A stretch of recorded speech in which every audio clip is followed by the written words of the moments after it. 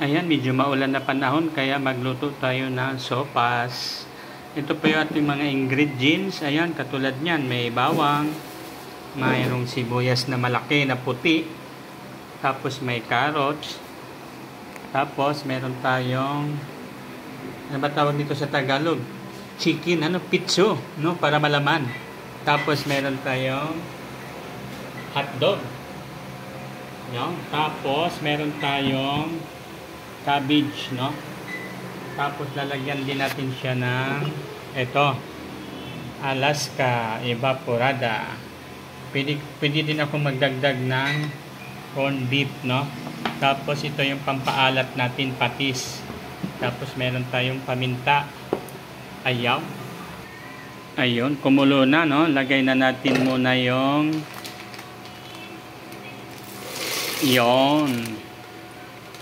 ilagay na natin yung macaroni elbow. Yon. Ayan, ganito ha. Ganito ang pagluto para hindi matuyuan ang sabaw, no? Yon, ayan. Tanggalin muna natin to para magisa na tayo. Ayan, magigisa na tayo, no? Lagay na natin yung butter.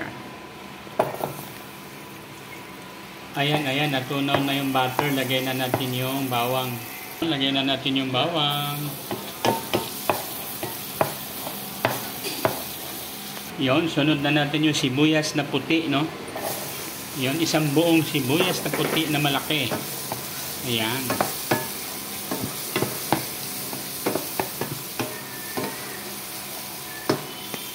Ayan, ilagay na natin yung breast chicken.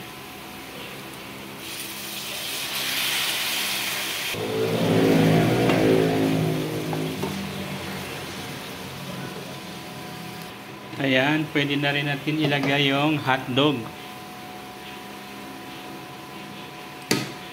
Ayan, maglagay tayo ng hot water.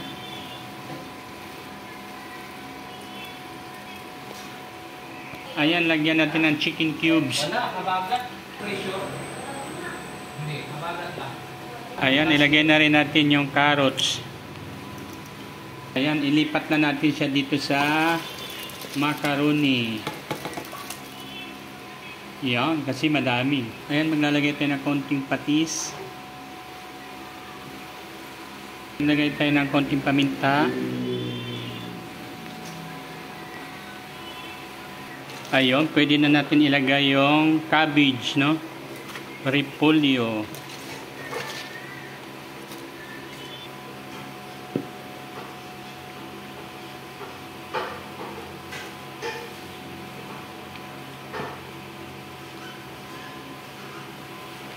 Yan, hindi matutuyo ang sabaw niyan kasi binukod ko pag laga yung macaroni kanina.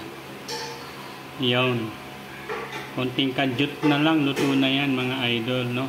Pag kumulo, lagay ko na yung gatas. Ayaw. Pwede na natin ilagay yung isang lata na evaporada.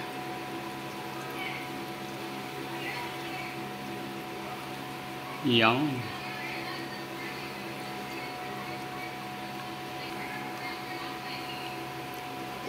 Ayan, luto na po yung ating masarap sa tag-ulan sopas. Ayan, maraming salamat, no? Please like and paki-share na rin para makita nyo pa yung aking mga susunod na lulutuin. Ayan, maraming salamat. Bye-bye. Sopas ulit. Yon. Bye-bye. Sopas ulit. Ganun lang kadali mga idol, no? Kung gusto nyo na hindi matuyo yung kanyang sabaw, ganito, gayahin nyo lang yung aking niluto, no? Ayun, tapusin yung video para masiyahan sa pagpapanood. Maraming salamat. Thank you for watching. Bye-bye.